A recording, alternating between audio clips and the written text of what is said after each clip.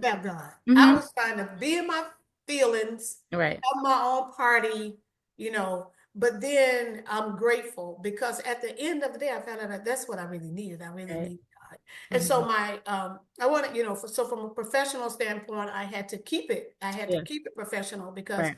at all of those times, I had already accepted my call into Right. ministry. I didn't want to be that, that bad example for, for someone else. And so let me just say to you, I think it's a good idea with some of the suggestions, even that you and I were talking about, when you deal with your silent grief, when you, Yeah. you deal with that, no one else knows what else you're going through. No one Mm-hmm. understands. And really, to be truthfully, there are just a lot of people that really don't care. They want you Right. to just kind of move forward and Mm-hmm. move through it. And then, especially if it's something that you didn't expect. Right. You received a hard hit Right. and you weren't expecting Right. it. And or you feel like you received a hard hit and you were a result of collateral damage or whatever. Right.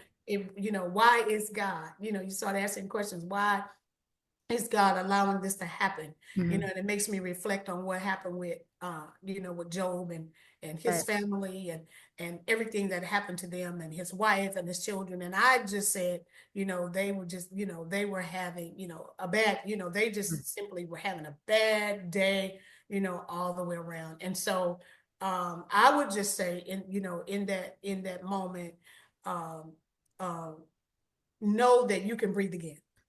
That's good. Like when the wind gets knocked out of you, Yeah. when you feel like your sail has, your sailboat is going in the wrong direction, Yeah.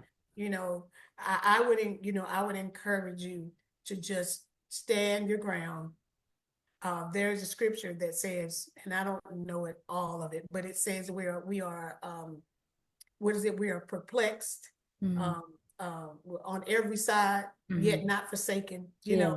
And so there are some things that just happens, but we just know that we're not forsaken by God. So Yeah. you can handle the hard hits. Yeah. So I want us to discuss more about like one not losing their identity.